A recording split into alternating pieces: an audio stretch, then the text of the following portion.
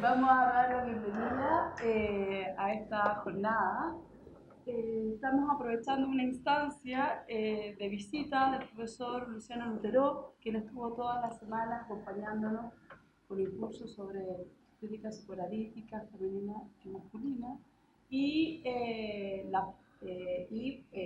esta ocasión hemos inventado o construido este espacio, que es una clase abierta del diplomado de Infancia e Instituciones, propuestas de la clínica psicoanalítica.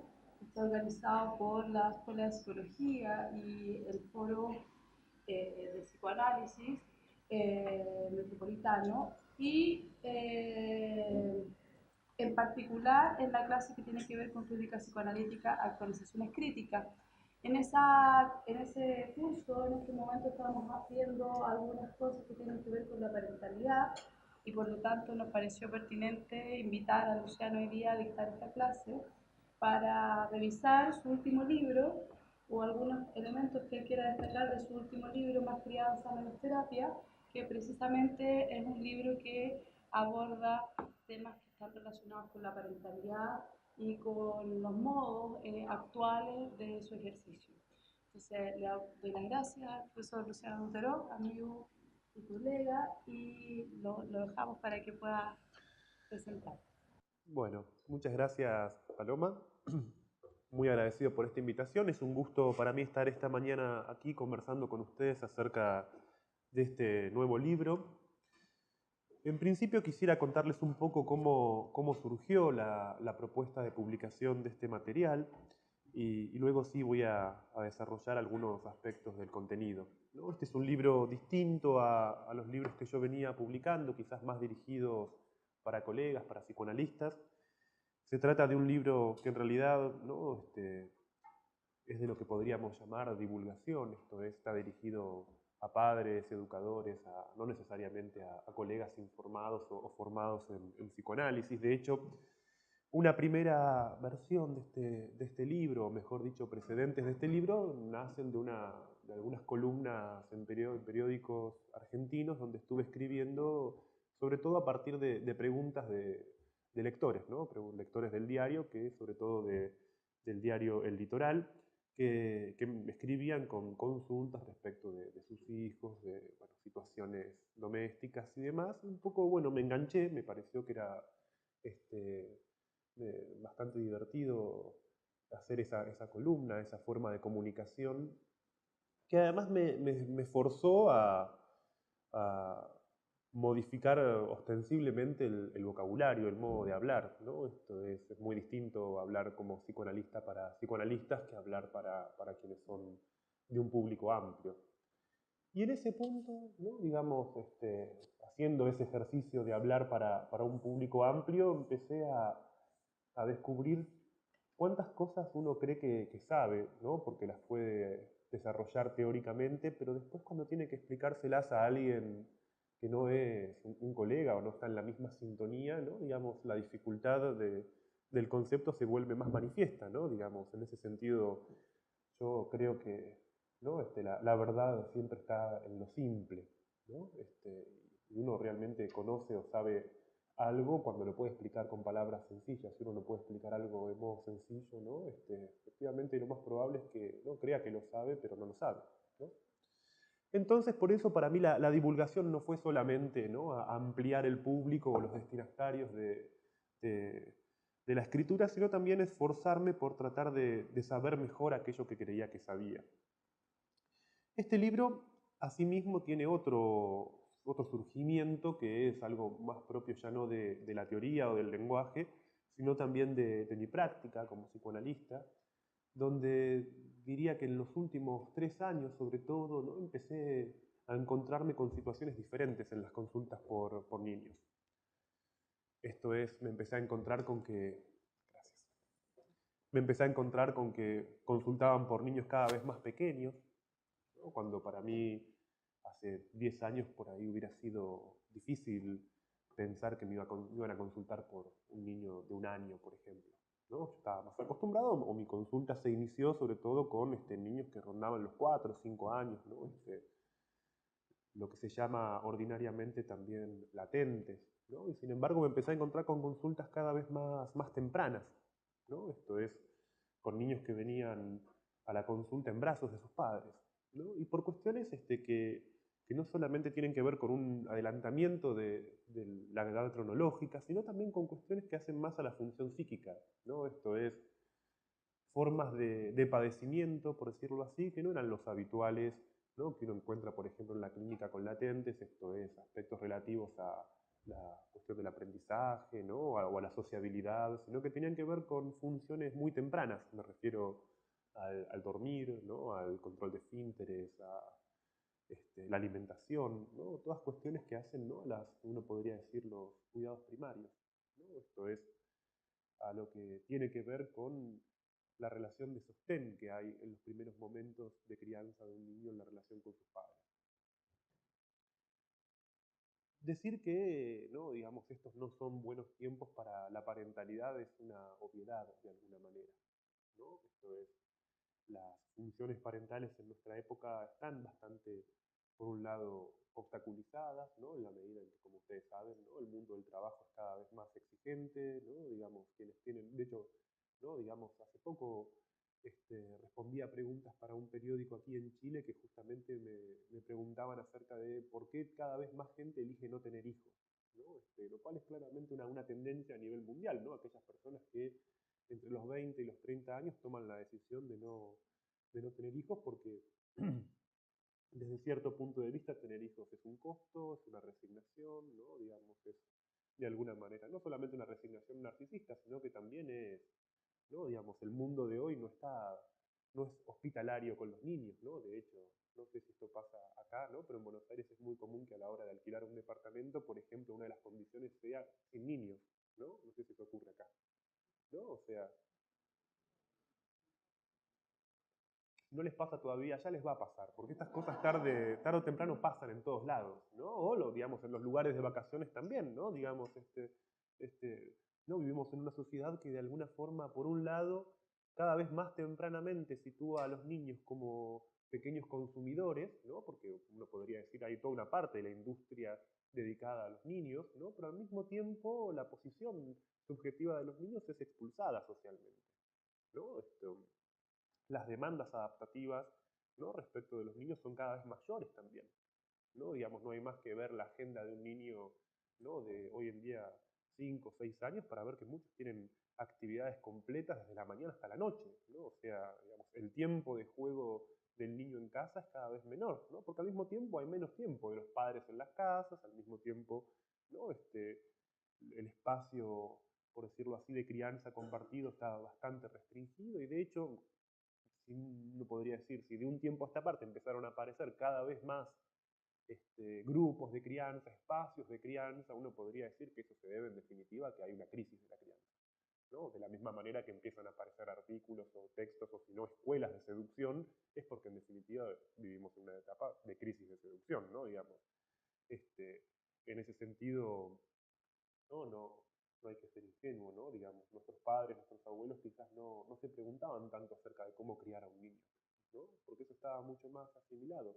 Y porque además eso era parte de una tendencia fuerte de los estados en los que vivíamos, de los estados-nación, los estados nacionales, se puede decir, donde en última instancia criar un niño era criar un ciudadano, ¿no? Hoy en día, no criar un niño ya no es, en términos generales, criar un ciudadano, criar un hijo de la patria, por decirlo así. El hijo no solo era hijo de la familia hasta hace un tiempo, sino que era hijo de la patria, ¿no? Hoy en día, ¿no? El hijo, ¿no? Es un hijo que muy tempranamente es educado en competencias para salir a competir en el mundo liberal, ¿no? Digamos, hay una posición totalmente diferente del niño en nuestra época.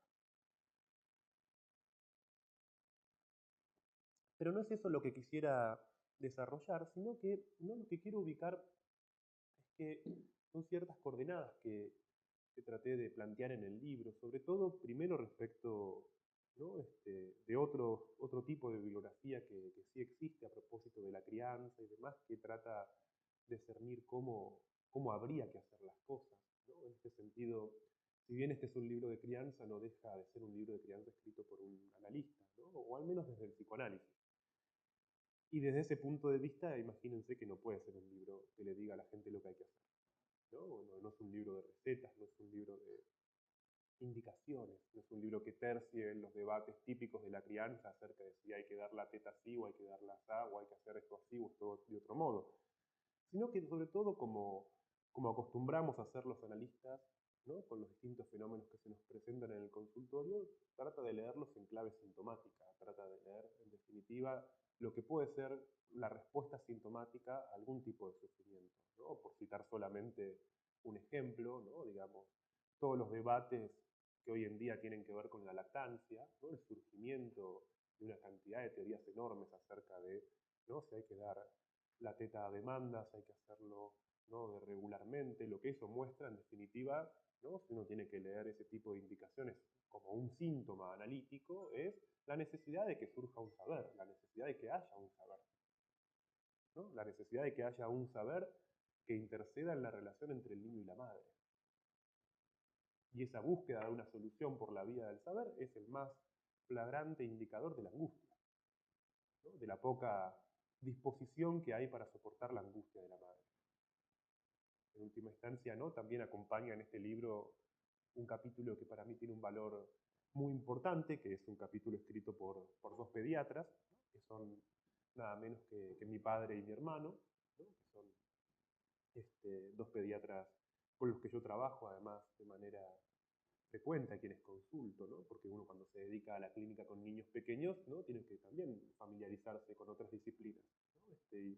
Y ellos en este capítulo desarrollan algo que a mí me parece que es muy interesante, que es justamente cómo, ¿no? Lo dicen de una forma muy bonita, ¿no? No es porque sean mi padre y mi hermano, ¿no?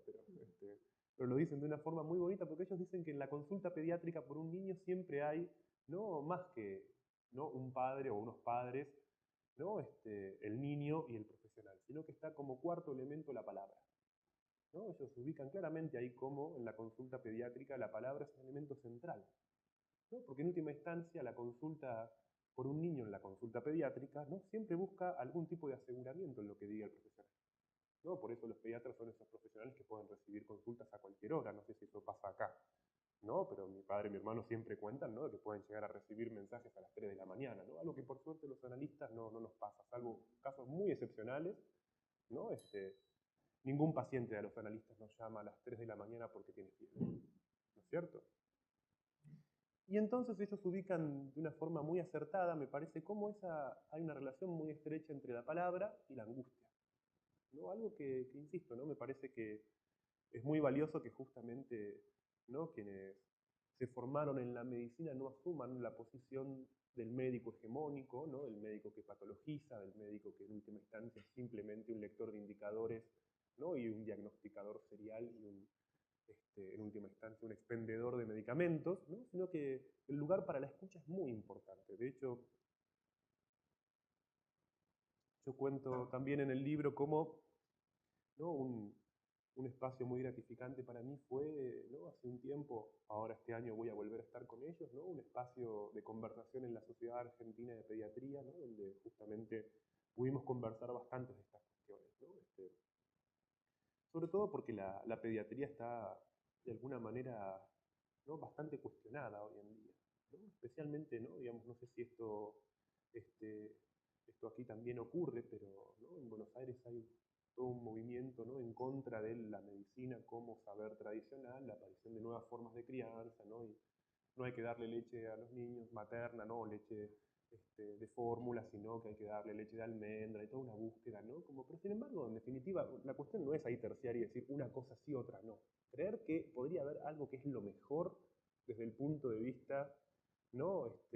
Objetivo, no hace más que situar, ¿no? El uso defensivo de un saber, el querer saber, y querer saber sobre algo que es de alguna manera un punto ciego, ¿no? Que es qué es lo que necesita un niño, ¿no? Si la idea que vamos a suponer en ese punto es que el crecimiento de un niño consiste en satisfacer sus necesidades, ¿no? O sea, reducir la infancia a un conjunto de necesidades, siempre vamos a buscar saberes, ¿no? Ahora, no hay más que leer eso en clave analítica para saber que ese es un uso defensivo del saber, ¿no? Que uno busca el saber cuando está angustiado, como cuando a uno le sale un sarpullido en la piel y ¿qué hace rápidamente?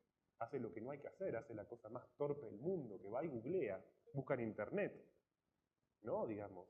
Ahora solamente un desesperado busca en internet respuestas, ¿no? Especialmente digo un desesperado, ¿por qué? Porque las encuentra. El problema no es que no haya respuestas, es que uno las encuentra.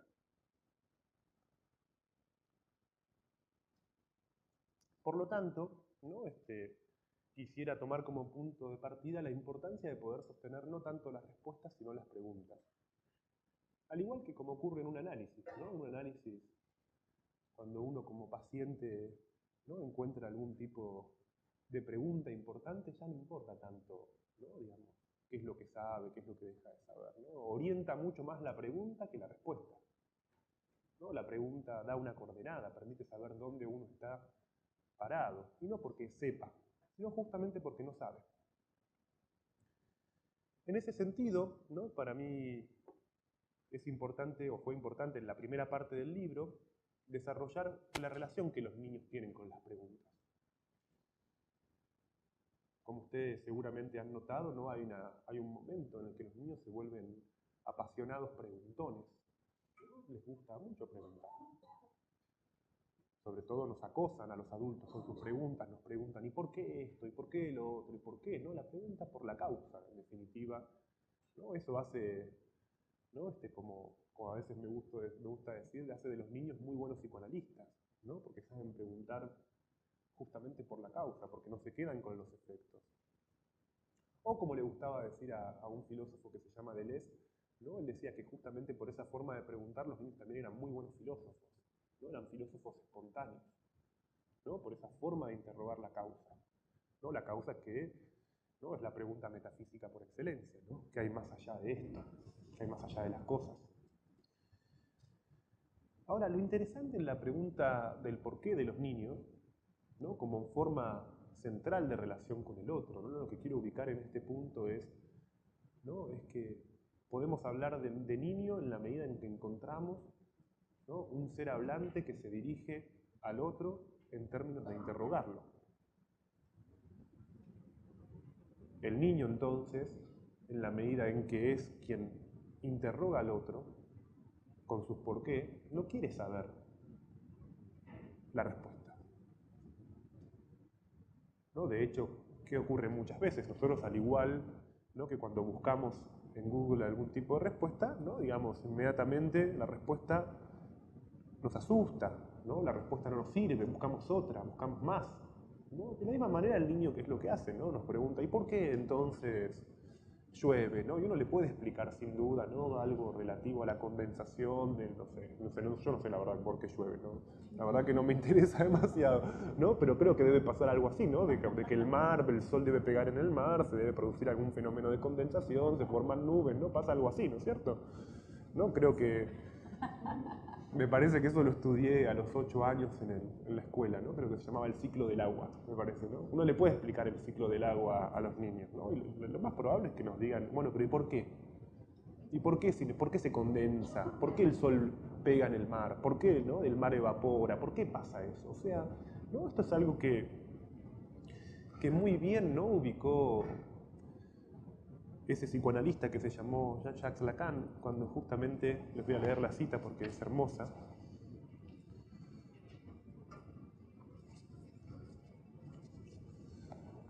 ¿no? En el seminario Los 4 conceptos fundamentales del psicoanálisis, él dice, todos los porqué del niño no surgen de una avidez por la razón de las cosas, más bien constituyen una puesta a prueba del adulto. Un ¿por qué me dices eso? Resucitado siempre de lo más hondo, que es el enigma del deseo del adulto. ¿No? En última instancia, ¿no? como muy bien dice Lacan, ¿no? las preguntas de los niños no apuntan a querer saber la respuesta. La pregunta de los niños apunta a querer saber por qué se le está diciendo eso. ¿Y quién sos vos para decirme eso? ¿Cuál es tu deseo? El enigma de ese, ¿no? ¿Desde qué posición me estás hablando? El niño interroga al otro por su deseo. De ahí que por eso justamente el adulto muchas veces se fastidia y le dice, bueno, basta. No me preguntes más, ya te dije. ¿Por qué? Porque sí. ¿No? ¿Por qué llueve? Porque llueve. Punto. Porque cada tanto llueve.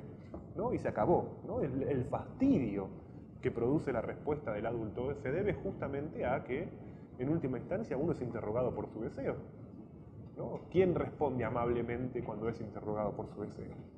¿no? Piensen en cualquier situación de pareja, ¿no? Donde su pareja les pregunte por algo de su deseo. Tarde o temprano le van a decir, bueno, basta, ¿no? No me incordies más.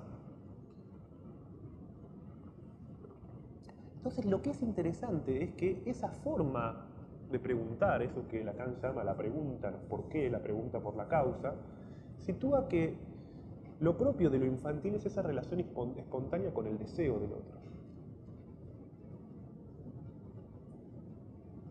Relación espontánea con el deseo del otro que por ejemplo, se manifiesta en la curiosidad, ¿no? Ese rasgo que Freud consideraba propio de lo infantil.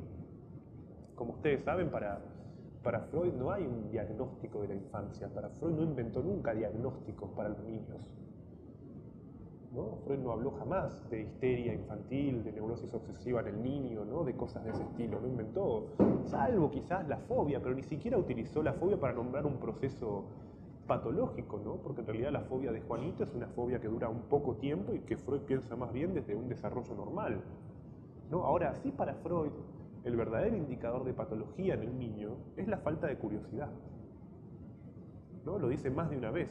El niño que no es curioso, el niño cuya curiosidad se encuentra apagada, para Freud es el mayor indicador de algo patológico en un niño. No es algo asombroso, ¿no?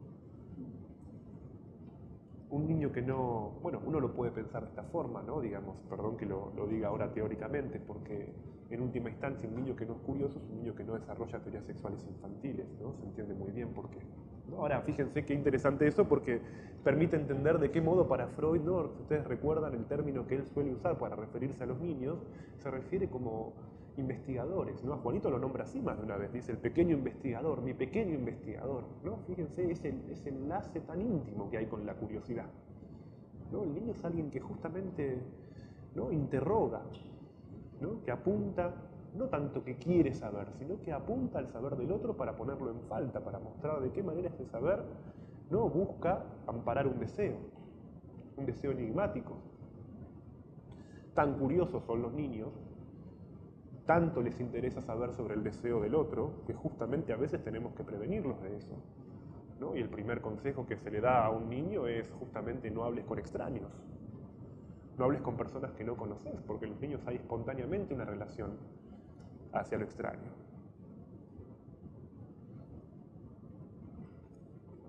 Seguramente les ha ocurrido más de alguna vez, ¿no? Ver que un niño que de repente está conversando con alguien que no conoce. A los adultos no nos pasan esas cosas. Los adultos no nos subimos a un transporte público y nos ponemos a conversar. De hecho, nos parece hasta raro. Nos incomoda que alguien nos hable.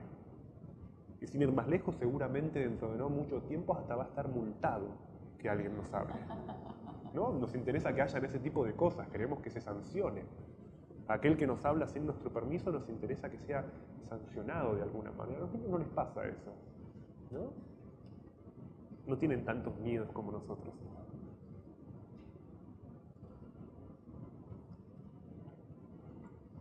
Ahora, lo interesante es que esa relación, ¿no? Espontánea del niño con el deseo del otro, con lo extraño, por decirlo de otra forma, toma una modalización específica, ¿no? Digamos, uno podría decir, querer saber sobre el deseo del otro, interrogar el deseo del otro, en definitiva decir qué quiere el otro, por qué me dice lo que me dice, ¿no? Sitúa directamente la relación del niño con su madre, es decir, madre no es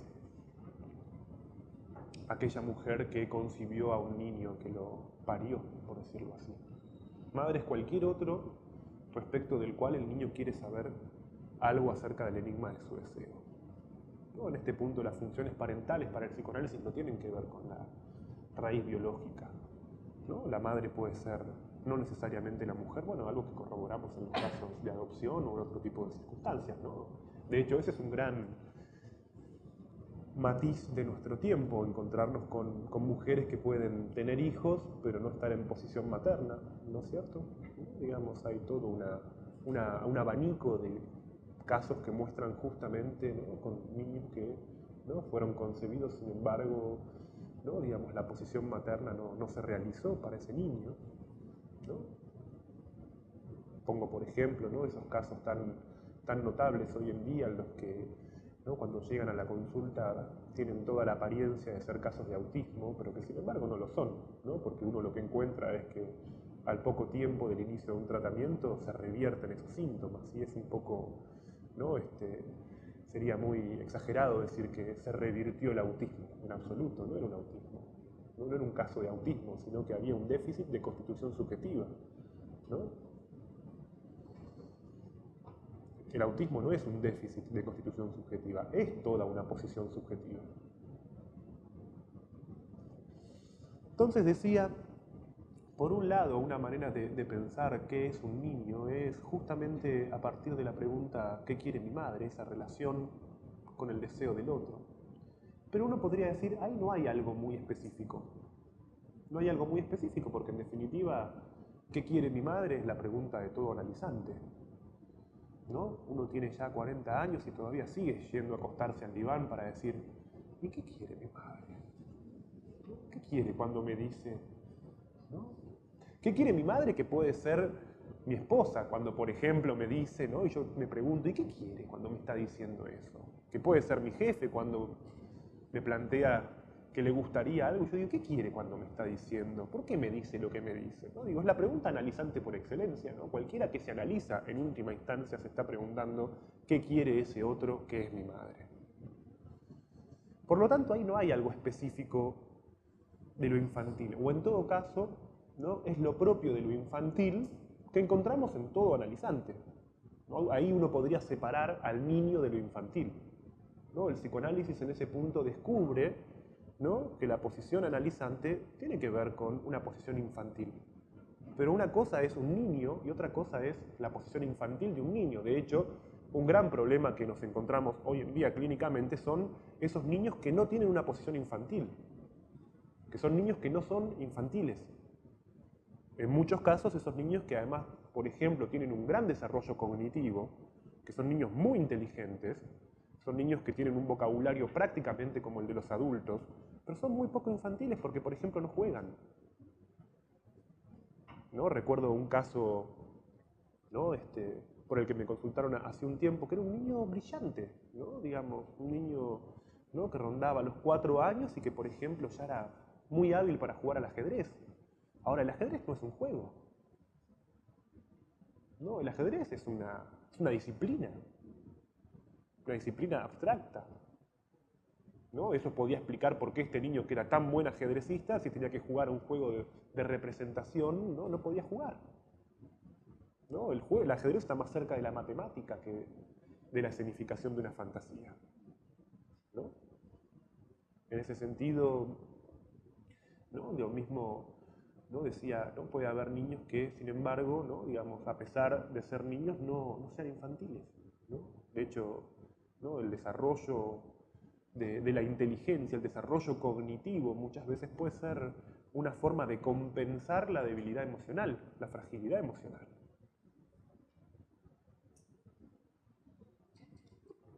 Seguramente se han encontrado con casos de este estilo, ¿no? Que sobre todo lo que es notable en casos de este estilo es que cuando empiezan a realizar un tratamiento, ¿no? Digamos, lo que aparece es cierta cuestión que inquieta a los padres, porque por ejemplo ese niño que era tan inteligente, que estaba tan adaptado, que no, digamos, sin embargo solamente había alguna cuestión que hacía un poco de ruido, pero era un síntoma menor, ¿no? De repente empieza a tener miedo a dormir de noche, empieza, ¿no? Seguramente a quejarse un poco de la comida y los padres nos miran y nos dicen, bueno, pero ¿y cómo puede ser que pase esto? Está empeorando con el tratamiento y en realidad todo lo contrario, o mejor dicho, ese empeoramiento es la subjetivación. Un niño no crece como crece una planta, uno riega y entonces es puro desarrollo positivo, ¿no? Un niño crece atravesando conflictos, crece de alguna manera, ¿no? La subjetivación siempre es lo que objeta al otro, ¿no? Había había, en fin, es eterna de alguna manera, ¿no? Ella es Silvia Bleichmar, que decía, ¿no? Que lo propio del niño, ¿no? Era siempre lo mañoso lo decimos los argentinos cuando es ¿se entiende la palabra? Se dice acá igual, ¿no? Como algo de, ¿no? La maña tiene que ver con, ¿cómo sería? No es el capricho, ¿no? Lo que, ¿no? Como cierta fijación, no sé cómo lo dirían. ¿Cómo? La maña. Bueno, en fin, ¿no? Digamos, ese punto donde esas mañas que muchas veces incomodan a los padres, ¿no? Cuando tienen que, por ejemplo, decir, bueno, pero a él le gusta que sea así, porque si no es así no le gusta, ¿no? O para dormir se tiene que agarrar de ese muñeco, porque si no está el muñeco no se duerme, ¿no? Ese punto donde esa maña que incomoda tanto a los padres, ¿no? Ahí están los mejores indicadores del crecimiento de un niño. En ese sentido, ¿no? Que esta es otra idea que desarrollo bastante en el libro, ¿no? El crecimiento de un niño siempre es desadaptativo. Y eso es lo más difícil de soportar hoy en día. Porque como decía al principio, la expectativa de adaptación es cada vez mayor. Se espera que los niños crezcan y se adapten rápidamente, porque los padres o no tienen tiempo, no tenemos, me incluyo, ¿no? De hecho, este es un punto que también no quise dejar afuera en el libro, ¿no? Digamos, varios de los capítulos incluyen testimonios de mi propia relación con mi hijo, ¿no? En el punto en el que incluso siendo yo un analista formado, alguien que supuestamente sabe de psicoanálisis, ¿no? Y además se dedica a esto, ¿no? Digamos, hay varias anécdotas en las que yo me encontraba que todo lo que sabía no me servía para nada, ¿no? O sea, hay un punto ahí donde no quise dejar por fuera del libro también ese punto en el que como padre yo me encontré bastantes veces dividido, conflictuado, no sintomatizado por la crianza, ¿no? ¿no? De hecho, en mi familia es muy gracioso, ¿no? Porque yo tengo varios sobrinos, ¿no? Y entonces eventualmente nos juntamos los domingos a almorzar toda la familia, ¿no? Tengo 5 o 6 hermanos, así que imagínense cuánta gente hay ahí, ¿no? Y a mí por lo general los domingos después de almorzar me gusta descansar un poco, ¿no? Entonces siempre está el momento en el que aparece, ¿no? El tío psicoanalista formado que le dice a los chicos, ¿no? Si siguen haciendo lío los voy a fajar a todos, ¿no? Entonces mi familia se burla de mí y me dice, claro, ahí está el profesional, ¿no? El profesional que va y amenaza a los chicos, ¿no? Digamos, y sí, claro, una cosa es cuando uno está trabajando, otra cosa es, ¿no? Cuando después de almorzar a uno le gusta dormir la siesta, ¿no? Ahí está el que habla sobre crianza, ¿no? Diciendo a los chicos que les va a pegar a todos ellos, ¿no? Déjense de joder, como dice la canción de Serrat.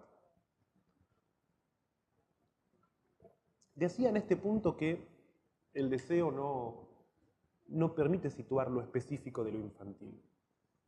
Podríamos tomar una segunda vía, que es la del amor, quizás, y preguntarnos la relación de los niños con el amor.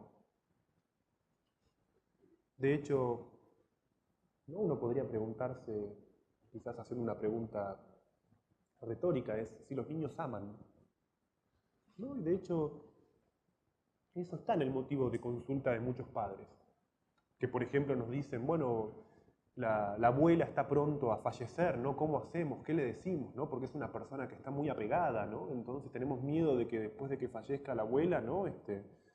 Tenga que hacer un duelo interminable y lo dañe profundamente. Y muchas veces, ¿qué es lo que ocurre? Que la abuela fallece, la abuela, el perro, lo que fuera, ¿no? O mismo un cambio de colegio, ¿no? Que nos anticipan que van a tener que cambiar de colegio, están muy preocupados porque temen que con el cambio de colegio no se adapte al nuevo colegio. Y muchas veces, ¿qué es lo que ocurre? Que no pasa nada, ¿no? O sea, hay algo de la libido del niño que no tiene esa fijación sobre los objetos. Por lo tanto, uno podría decir, no establecen relaciones de objeto en sentido estricto, ¿no? Esto es, no realizan duelos, como sí realizamos los adultos cuando justamente necesitamos quitar la libido de un objeto y el trabajo que nos toma eso. A veces nos toma años poder retirar la libido de un niño también, de un objeto, ¿no? En cambio, para el niño es mucho más plástico eso, justamente porque el niño en sentido estricto, ¿no? Más bien habría que decir, ¿no? Se ubica respecto del amor en una posición pasiva. Esto es lo que Freud llamaba el narcisismo de los niños, que por eso los hace tan encantadores. Y de hecho es interesante porque para Freud, ¿no? Eso establece una relación muy directa entre el niño, perdonen a Freud, ¿no? Hombre del siglo XX, de principios del siglo XX, pero más bien del siglo XIX, eso para Freud establece una relación muy directa entre los niños y las mujeres, ¿no? Eso lo dice en Introducción del narcisismo, ¿no? Digamos que hay algo del narcisismo infantil que es muy parecido al narcisismo de las mujeres en la medida en que justamente respecto del amor se sitúan más bien en una posición pasiva. Esto es, como amados. Antes que amar, los niños son amados, o esperan ser amados, u obtienen cierta complacencia en ser amados. Es tan fuerte el magnetismo que implica narcisismo de un niño que no podemos evitar molestarlo, ¿no? No pasa eso, ¿no? Cuando vemos en un supermercado a un niño, ¿no?, mirando algo, nos acercamos, le preguntamos, hola, ¿qué estás haciendo? ¿Cómo te llamás? ¿No? Digamos, sin pensar que lo estamos interrumpiendo, ¿no es cierto? No nos importa pensar que pensamos que no hay nada más emocionante para ese niño que le estemos hablando, ¿no? Digamos. Pero algo que no haríamos en ningún otro contexto, ¿eh? Y es tan pregnante el narcisismo del niño que incluso hasta muchas veces transgredimos el límite corporal. Por ejemplo, le tocamos la cabeza, ¿no? Lo acariciamos, pedimos alzar al hijo de un amigo, ¿no?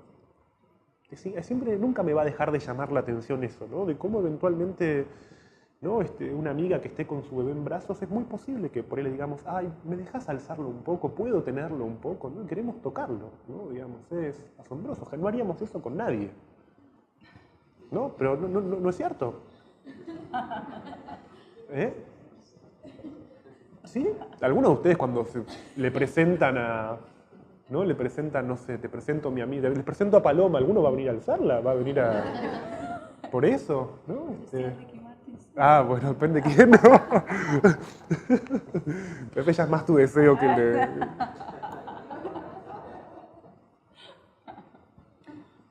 Por eso, ¿no? Digamos, y creo que la comparación de Freud del narcisismo del niño con el narcisismo de las mujeres no es un mero prejuicio heteronormativo, ¿no?, de un hombre del siglo XIX, sino que en realidad trata de mostrar lo que sí es preciso y que Freud desarrolla después en El yo y el ello, que es justamente la tendencia a la melancolía. Antes que realizar duelos, ¿no?, uno encuentra más bien que justamente para quien espera ser amado, la pérdida de aquel que lo ama no produce un duelo, sino lo más posiblemente una melancolía, ¿no? Puede ser que la muerte de una abuela no sea tan conmovedora, la de un perro, pero puede ser que, ¿no?, como le gustaba decir a Lacan también, ¿no?, que falte esa persona para la cual ese niño se sostenía en el amor, puede ser claramente, ¿no?, un motivo de una melancolía profunda,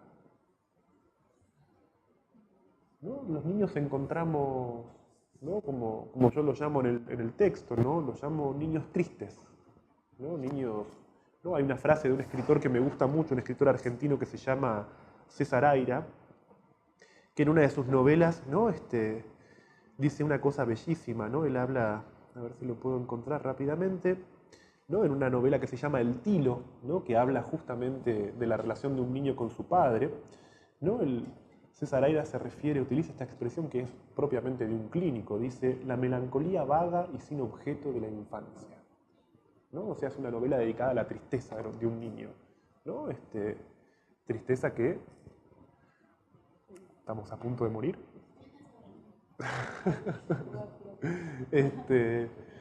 ¿No? En ese punto, ¿no?, digamos, ese arma también otro modo de presentación muy habitual en ciertas consultas por niños, ¿no?, que son niños en posiciones melancólicas, ¿no? Niños de alguna forma desalojados de un otro amoroso, ¿no? Sin embargo, como decía, ¿no?, en ese punto, ni por la vía del deseo ni por la vía del amor encontramos una especificidad de lo infantil. ¿Se podrá apagar eso a lo mejor, quizás?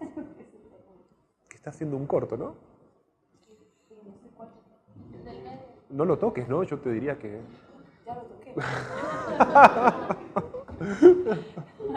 Demasiado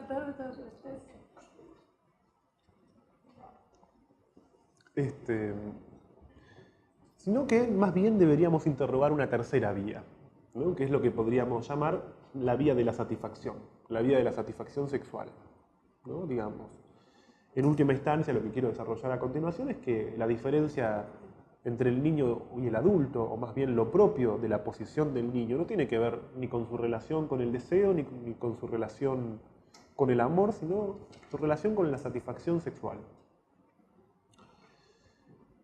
Hay un pasaje de Freud que a mí siempre me gustó mucho, ¿no? Es una idea que Freud presenta en 3 ensayos de teoría sexual, ¿no?, en su texto 3 ensayos, donde él habla de lo que llama el juego favorito de los niños, ¿no? Es una idea que para mí es muy interesante, ¿no? Porque él dice que el juego favorito de los niños tiene que ver con jugar a estar casados, ¿no? Que eso es el juego más... De hecho, ¿no? Digamos, han pasado cuántos años de ese ensayo, más de 100, ¿no? Y sin embargo todavía uno encuentra que a los niños les divierte bastante ese juego, ¿no? Jugar a la pareja, jugar a la mamá y el papá, jugar a que están casados, jugar a...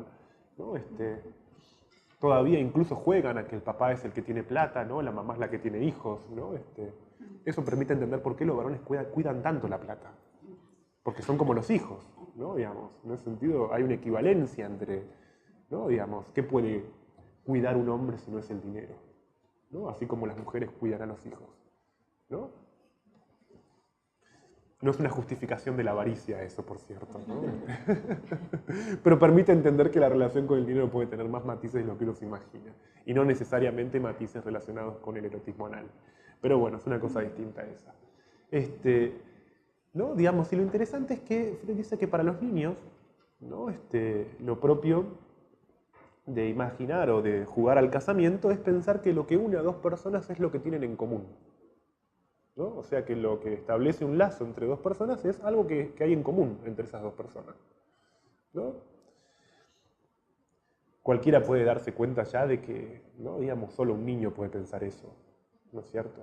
¿No? Cualquiera de nosotros sabe que lo que enlaza con otro, ¿no? En el erotismo es cualquier cosa menos lo que hay en común. Seguramente a ustedes les habrá pasado alguna vez de tener que tener alguna cita donde alguien les quiere presentar a alguien, ¿no? Y les dice, bueno, es una persona fabulosa que te quiero presentar, ¿no? Tenemos la persona ideal para vos, ¿no? Le gusta Freud, le gusta Lacan, ¿no? ¿No? Y efectivamente puede ser que se dé la cita, ¿no? Y que esté todo muy bien, ¿no? Y que no pase nada, ¿no? El punto no sería que no les guste, sino que esté todo bien, que es verdad, que esté todo en común, pero que sin embargo no aparezca nada del erotismo, ¿no? De hecho hay un viejo chiste en una película de Groucho Marx donde él le dice a una mujer, ¿no? Le dice, me gusta todo de usted, menos usted, ¿no? Que ubica claramente ese punto, ¿no? De hecho hay una canción de Serrat también que dice lo mismo, ¿no? Dice, me gusta todo de ti, pero tú no, ¿no? Digamos, ubica ese punto donde no es lo común lo que hace lazo, ¿no? Sino que es algo más bien de lo diferente, ¿no? De lo irreductible a lo común que podríamos llamar ciertos ideales. De hecho, en las primeras citas uno busca como forma de lazo con el otro, ¿no? Ciertos ideales que funcionen solamente como vía de acercamiento, ¿no? Esto es, busca hablar de aquellas cosas que hay más o menos en común, ¿no? Qué interesante, ¿qué estás leyendo? Ah, el libro Más Crianza, ah, sí, muy bueno, ¿no? Y quizás ni lo leyó, ¿no? Pero busca algo en común, ¿no es cierto? ¿No? Busca hablar de cosas semejantes. Yo me acuerdo del caso de un paciente que me contaba, obviamente, ¿no? Digamos, enamorado, ¿no? Porque solo un enamorado puede decir algo así, ¿no? Él me contaba que estaba fascinado porque había conocido una chica que vivía en el barrio de Floresta, un barrio de la ciudad de Buenos Aires, ¿no? Y él decía, no, ella vive en el barrio de Floresta, ¿no? Ahí vivía mi abuela, ¿no? Y uno podría decir, claro, ¿no? Ahí ya está, ¿no? ¿Qué más querés? ¿No? Digamos, están hechos el uno para el otro entonces, ¿no? Digamos, solamente un enamorado puede creer eso, ¿no? Digamos, de hecho que lo común no es lo que une, es lo que uno se pasa la vida escuchando, ¿no?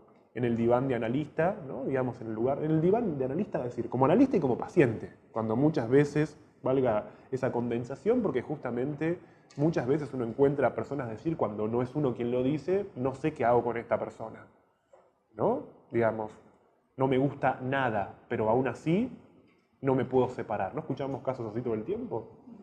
¿No? Digamos, nos pasamos escuchando justamente a personas que nos dicen que puede no haber nada en común y que sin embargo haya ahí, ¿no? Digamos, una obstinación, ¿no? Algunos llaman amor a eso, ¿no? Pero bueno, el amor siempre es obstinado, ¿no? ¿Qué amor no es una obstinación?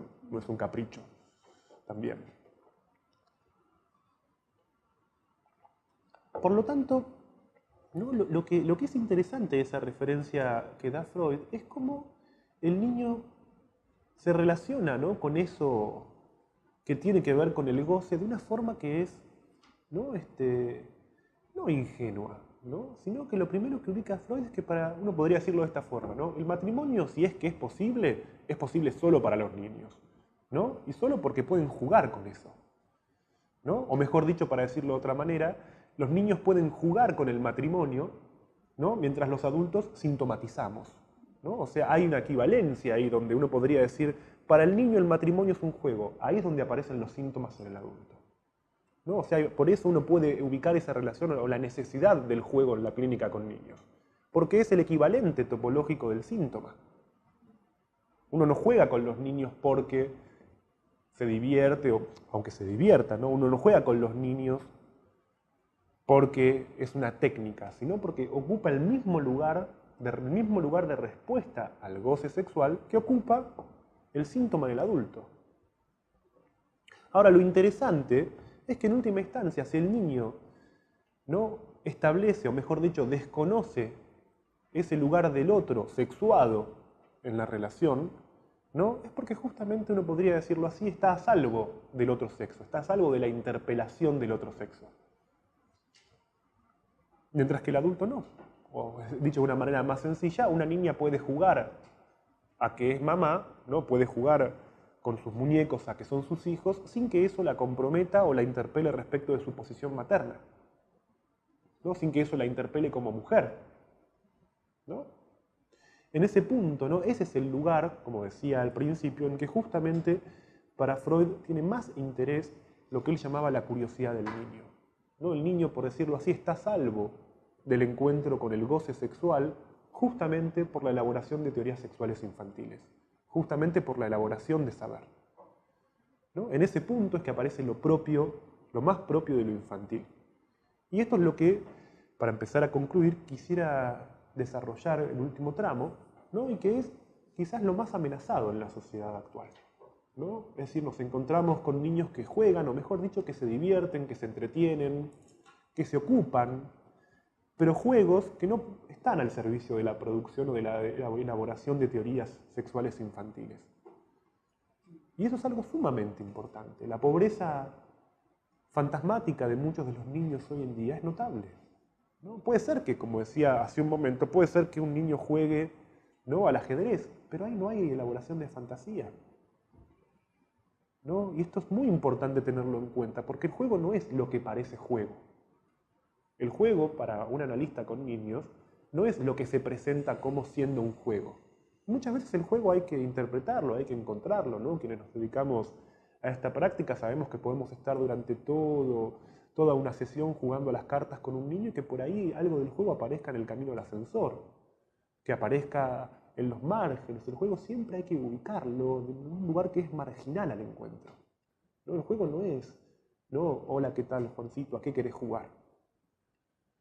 ¿No? El juego es, ¿no?, bueno, sería un tema para otra exposición quizás, ¿no? Pero no lo voy a poder desarrollar ahora. Pero lo que quiero ubicar es el juego asociado a la elaboración de saber, ¿no?, con la importancia que eso tiene como forma de respuesta al sufrimiento, ¿no? Nos convoca o nos deja hoy en día en formas de sufrimiento que no tienen ningún tipo de trama, ¿no? Niños cuyo sufrimiento es mucho más descarnado. Y por eso muchas de las formas de malestar hoy en día de los niños tienen que ver con alteraciones que son fisiológicas, por decirlo así, ¿no? Como decía al principio, niños que no duermen, niños que no controlan esfínteres, no que son niños que hayan, por ejemplo, atravesado el control de esfínteres y luego, ¿no?, por ejemplo, por una circunstancia particular, respondan con un síntoma de encopresis. Son niños que nunca llegan al control. Niños, no sé si esto acá ocurre, ¿no?, pero en Buenos Aires a mí me sorprende en la consulta encontrarme con muchas veces niños que llegan a los 4 o 5 años todavía usando pañales, ¿no? Cuestiones vinculadas a la alimentación, esto es, ¿no?, digamos, si hay un punto, ¿no?, uno podría decir, si la ética del psicoanálisis es una ética del síntoma, ¿no?, del síntoma como respuesta singular al sufrimiento, ¿no?, para la clínica con niños la ética es una ética del juego, pero no de cualquier juego o del jugar en un sentido amplio, sino del juego articulado a la fantasía. Y esto es lo más significativo para mí, para pensar hoy en día la cuestión de la crianza, que no tiene que ver con pensar consejos, recetas, lo que hay que hacer, pensar un niño que de alguna manera hay que satisfacerle necesidades, lo que hay que darle a un niño, ¿no? Porque en última instancia pensar la crianza en términos de lo que hay que darle, ¿no?, establece, ¿no?, es una interpretación oral de la relación con el niño, ¿no? Es simplemente el niño como destinatario al que hay que satisfacer, ¿no? Y más bien, para mí la cuestión de la crianza es poder pensar, ¿no? Esa posición del niño, como lo llamé alguna vez, como jugante, o sea, como aquel que juega, ¿no? Y cuyo juego implica la elaboración de fantasías como forma de responder a los conflictos. Bueno, muchas gracias.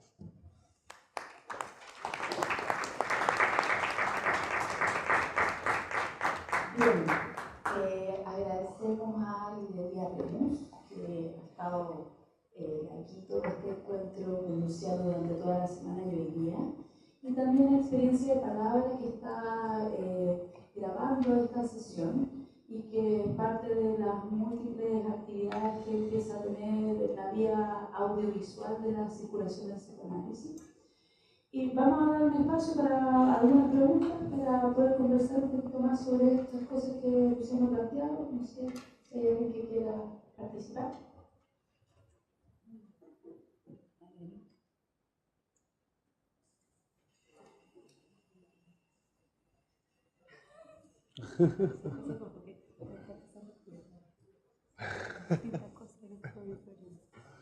El acoso de la tecnología.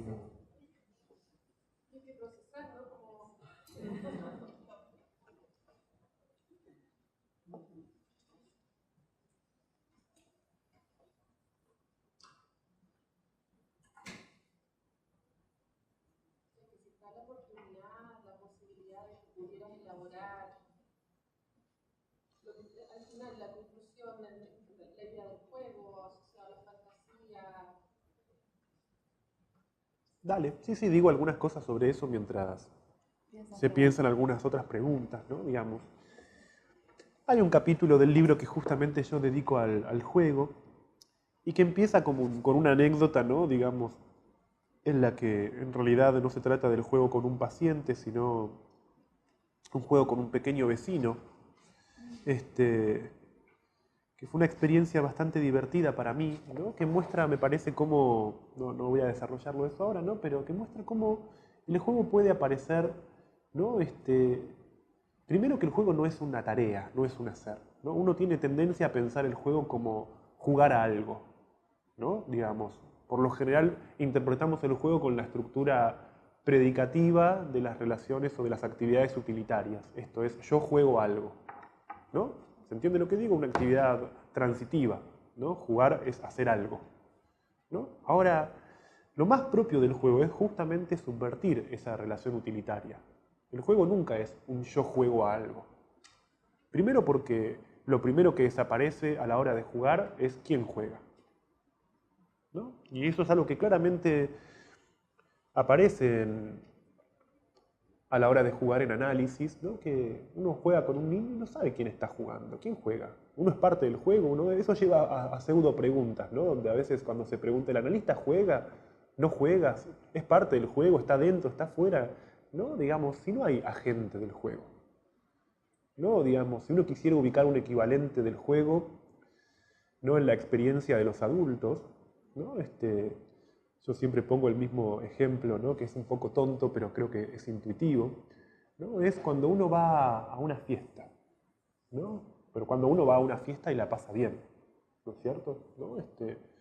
Hay algo de la fiesta o de la actividad festiva, del festejo, que hace que uno se olvide de sí mismo, ¿no es cierto? ¿No? De hecho, uno reconoce el juego de la misma manera que uno reconoce la fiesta una vez que concluyó, ¿no? Una vez que uno dice, qué bien que estuvo, la pasamos muy bien, ¿no? Pero para decir la pasamos muy bien, tiene que haber terminado, ¿no? Uno tiene que haber salido de esa experiencia. El juego como experiencia, como toda experiencia, ¿no? Solamente se constituye como tal una vez que está concluida, ¿no? Y de hecho hay una especie de olvido de sí mismo en el juego, ¿no? Al jugar no es uno el que está jugando, hay una cancelación de ese yo que juega, ¿no? De la misma manera que en una fiesta, ¿no? Esto es algo típico, ¿no? Digamos, a uno puede ser que le guste, ¿no? Seguramente, ¿no? El jazz experimental, ¿no? En su casa escuche, ¿no? Música elaborada, ¿no? Pero uno va a una fiesta y cuando ponen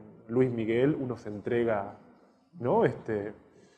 ¿no? Uno puede ser que en su intimidad, en su, ¿no? Como parte de su núcleo narcisista, sea fanático, ¿no? Del rock progresivo, pero cuando uno está en una fiesta, ¿no? Digamos, uno está cantando Amor es azul como el mar azul, ¿no es cierto? Y lo más maravilloso es que se lo sabe, y uno no sabe que lo sabe. ¿No? Y uno se la sabe entera, además, ¿no es cierto? ¿No? Digamos. Esa y todas las, ¿no? Digamos, si a uno le pusieran en una fiesta rock progresivo, se aburriría, ¿no es cierto? No pasa eso. ¿No? O sea, hay algo del juego como experiencia que justamente cancela, lo primero que cancela el juego es el yo que juega. No hay yo. De hecho, con lo que se juega principalmente es con el lazo con el otro. ¿No? Los niños saben muy bien eso. ¿No? Eso es asombroso, que eso es algo espontáneo en el niño. El niño inmediatamente dice, bueno, y ahora vos sos esto, y ahora sos esto. ¿No? Todo el tiempo el yo, ¿no? Entra en una fase de construcción y de modificación constante. Lo cual lleva al segundo término, ¿no? Que es el jugar a algo. ¿No? Cuando uno juega, uno no sabe a qué está jugando. ¿No? Cuando uno está jugando, no está jugando a las cartas, no está jugando a la escondida, no está jugando, eso es lo que uno cree.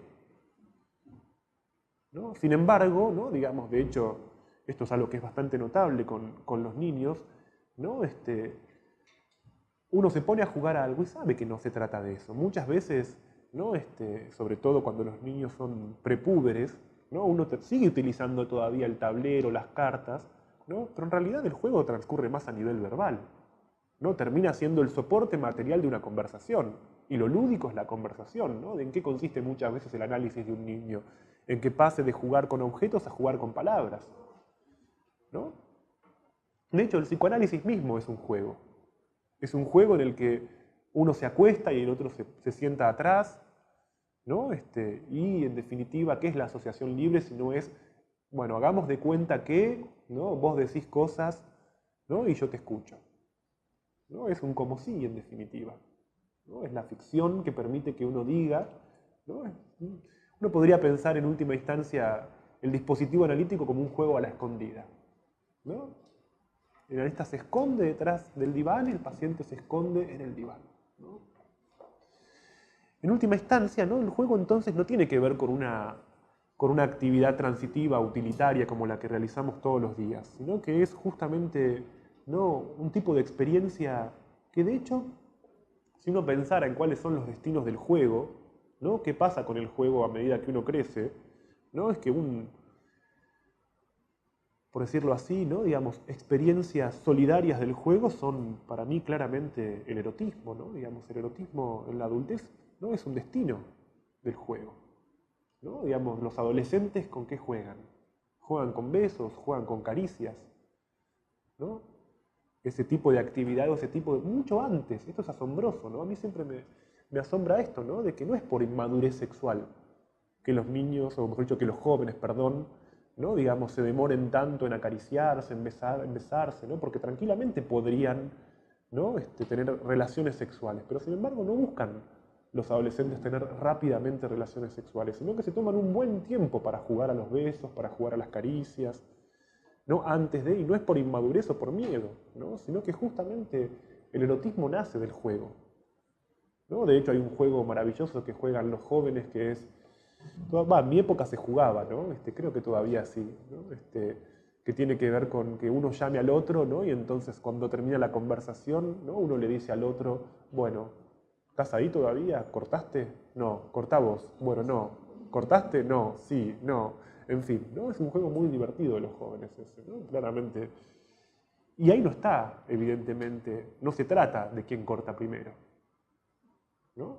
De la misma manera que en un juego no se trata de quién gana o quién pierde, ¿no? Es algo de la experiencia, ¿no? En última instancia, volviendo a tu pregunta, ¿no? El juego sí es tan importante, y de hecho es importante a cualquier edad, es justamente porque es una forma de experiencia, no es una actividad, ¿no? Digamos, toda experiencia, a diferencia de una actividad utilitaria, no tiene un fin, sino que el juego, como experiencia, produce sujeto, subjetiva, constituye una memoria, ¿no? ¿Te acordás cuando jugábamos a tal cosa? ¿No? El juego siempre se reconoce en pasado, se reconoce como pérdida. El que de repente, mientras está jugando, se pone a pensar en el juego, interrumpió el juego, se acabó. ¿no? Entonces la potencia subjetivante del juego, ¿no? Cuando digo las fantasías del juego, habría que ver bien qué fantasías son las que estoy nombrando y eso sería otro tema, ¿no? Pero la elaboración de saber no es elaboración de conocimiento, ¿no? Digamos, hay elaboración de saber a través de un juego, por ejemplo, ¿no? Poder decirlo así, ¿no? Cuando un típico juego infantil, ¿no? Que uno podría ubicar una serie, vamos a pensarlo de esta forma. Desde el juego temprano, ¿no? De jugar a quién se esconde, ¿no? El famoso juego de la sabanita, ¿no? Donde un niño se le sustrae la mirada, ¿no? Y se pregunta, ¿y dónde está? Y entonces se le retira, ¿no? Y acá está, ¿no? Rápidamente podríamos ubicar una serie de juegos de la mirada, como el de la sabanita, el jugar a la escondida, el jugar al veo-veo, el jugar en última instancia, ¿no? Digamos, a desaparecer, ¿no? Esa es claramente la elaboración de la pulsión escópica, de la pulsión de la mirada, ¿no? Hay juegos de la mirada, hay juegos de la voz, hay juegos del oral, hay juegos de lo anal, ¿no? La subjetivación de la pulsión a través de estas elaboraciones de saber es lo que hace el juego. Por eso muchas veces nos encontramos con que niños que no atravesaron la experiencia de juego, ¿no? Tienen una inmediatez pulsional muy grande, ¿no? Esto que muchas veces se presenta como desborde pulsional en muchos niños, ¿no? Tienen que ver con que esas pulsiones no están subjetivadas. ¿Qué es lo que más llama la atención, ¿no? Cuando nos consultan, ¿no? Yo recuerdo ahora un caso que comentaba Silvia Bleichmar, justamente, ¿no? Digamos, que ella recibía en la consulta, ¿no? A una madre que justamente le comentaba y le decía, ¿no? El niño duerme mucho, come muy bien y come de todo, ¿no? Y ella decía, a medida que la madre me iba contando ese tipo de cosas, ella iba pensando, qué caso gravísimo, ¿no? Porque muestran que las pulsiones no están subjetivadas, ¿no?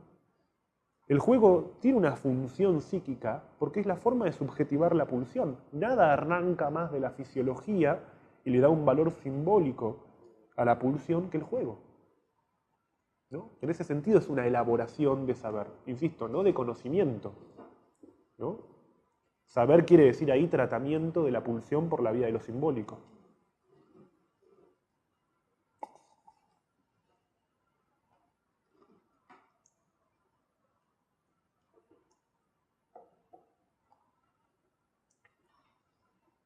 Sí. Bueno, primero gracias a la universidad y a ti por había leído algunas entrevistas sobre este libro que ahora veo más a la infancia, de la biblioteca cerca por ahora. Pero te quería aprovechar de preguntar, en un momento tú mencionas que el desarrollo del niño lo entiendes como desadaptativo. Esto lo vinculaste en un momento con el desarrollo sistemático y con el desarrollo de la subjetivación.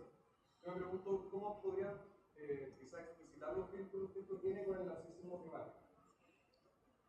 Bueno, a ver, ahí hay distintas cosas para mencionar, ¿no? Digamos, el narcisismo no se constituye en cualquier momento, ¿no?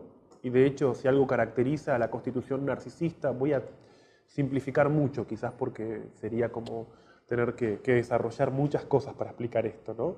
Digamos, el narcisismo, como tal, el narcisismo primario, ¿no? O sea, la primera constitución del yo en el niño, ¿no? Es un efecto del atravesamiento de la fase anal, ¿no? Esto es, no hay yo. El problema de la fase oral justamente es que, ¿no? Digamos, no hay yo, ¿no? Digamos, en la fase oral hay pura incorporación y subjetivación de la culpa, pero sin que haya un yo culpable.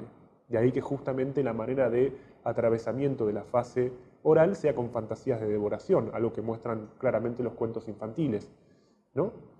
Lo que inscribe la fase anal justamente es la aparición de un yo que pueda ser culpable y que por lo tanto pueda pagar por esa culpa, ¿no? Ahí aparece el control de esfínteres, ¿no? Digamos, en la medida en que puedo desprenderme de una parte de mi cuerpo, puedo pagar por esa culpa, pero al mismo tiempo puedo establecer la diferencia entre yo y no yo. Una parte de mí que está afuera, que es expulsada, no soy yo, ¿no? O sea, vamos a decirlo llanamente, ¿no? La mierda que expulso, ¿no? Es una parte de mí expulsada, pero no soy yo, ¿no? Por eso lo que caracteriza a la fase anal es la constitución del límite corporal, ¿no? Un adentro-afuera, un yo-no-yo. O sea, la distinción yo-no-yo es solidaria de la distinción adentro-afuera. ¿Me explico con lo que digo? ¿No? Este punto es bien significativo, ¿no? Porque en ese punto la constitución narcisista muestra cuestiones que son muy importantes, fundamentalmente dos. Por un lado, que la aparición del deseo en el niño es previa a la aparición del yo, ¿no? O mejor dicho, que la aparición del sujeto es previa a la aparición del yo. Esto es algo que es un detalle clínico que a mí nunca me va a dejar de llamar la atención, que es que un niño es capaz de decir que no mucho antes de decir yo, ¿no? Es una cuestión que funda nuestra clínica. Un niño es capaz de decirle que no a la madre, ¿no? De decir que no con la cabeza, de correr la cabeza del pezón, ¿no? De negar al otro, es capaz de decirle que no al otro mucho antes de decir yo, ¿no? Eso muestra lo que los analistas llamamos la diferencia entre el sujeto y el narcisismo, o la diferencia entre el sujeto y el yo. Y un segundo punto que permite entender esto es que la constitución de ese yo a partir de la renuncia, ¿no? Tiene como correlato, ¿no? La aparición de una característica psíquica muy importante que es, ¿no? Como la mencioné hace un momento, la obstinación.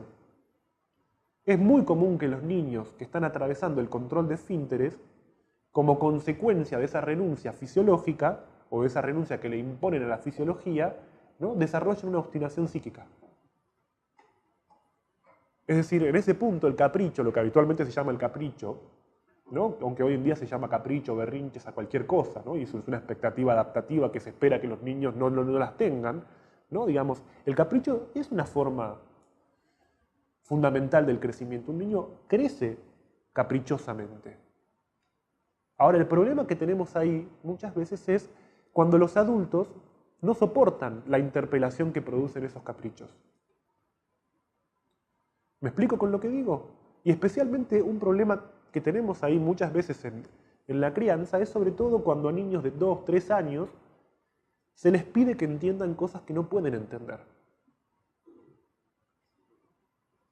¿No? Digamos, ¿cuántas veces uno escucha situaciones con padres que dicen, bueno, porque él tiene que entender, pero ¿cuáles son las condiciones psíquicas de un niño para poder entender un castigo? Vamos a decirlo llanamente, un niño que está atravesando la fase anal, ¿no? Digamos, no va a entender nunca la idea de un castigo. No está en condiciones psíquicas de entender un castigo. Porque la idea del castigo, ¿sí? Como forma de subjetivar una acción es propia de la etapa fálica, ¿no? Es la etapa fálica la que produce la relación entre un acto y sus consecuencias. Un niño que esté en pleno atravesamiento, ¿sí? De la etapa anal, lo más probable es que uno le diga, ¿no? Bueno, ¿no? Te portaste mal, no vas a comer postre, ¿no? Y por ejemplo el niño diga, bueno, después de comer, diga, bueno, pero ¿puedo comer el postre?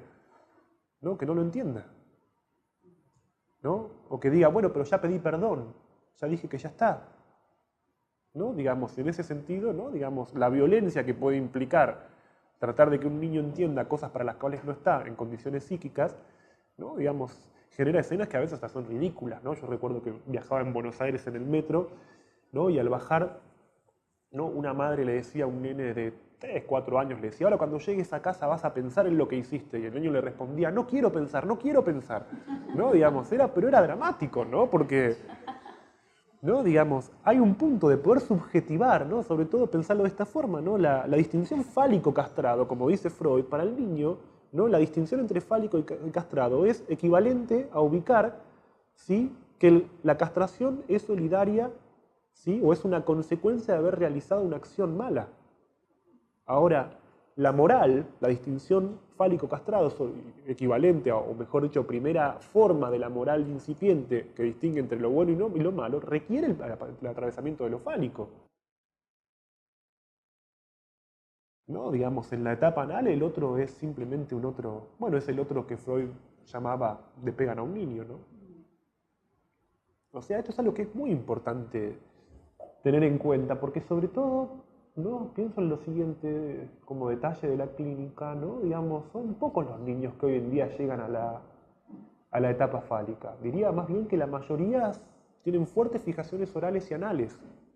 De ahí que cada vez sea menos frecuente encontrarse con niños latentes, ¿no? Hay niños de 8 o 9 años que no están, por más que tengan cronológicamente la edad del latente tradicional, no han no han atravesado la fase fálica ni han generado los diques psíquicos de la latencia. Lo cual muchas veces nos está presentando hoy casos bastante problemáticos entre jóvenes cuando justamente sobreviene la pubertad en niños que no han atravesado la latencia. Muchos de los casos que hoy en día a veces se llaman de promiscuidad juvenil, ¿no? Tienen que ver porque no se han inscrito ni la vergüenza, ni el prurito moral, ¿no? Digamos, son los diques propios de la latencia, ¿no? En ese sentido, ¿no? Digamos, hay todo un trabajo desde mi punto de vista para hacer en relación a poder pensar, ¿no? Digamos, estas latencias o estos niños que hoy en día no se subjetivan a través del periodo de latencia, ¿no? Digamos, no es lo mismo haber atravesado ese periodo que haber constituido mucho más que los diques psíquicos, porque en realidad la latencia es mucho más que eso, ¿no? Mucho de lo que se llama promiscuidad sexual juvenil, ¿no? Tiene que ver con que justamente no solamente se constituyen los diques psíquicos en la latencia, sino que además también es la antesala de la aparición de las relaciones de objeto, ¿no? Entonces son jóvenes o púberes, por decirlo así, que en realidad, ¿no? Más bien padecen una ambigüedad sexual producto de cierto desarrollo interrumpido.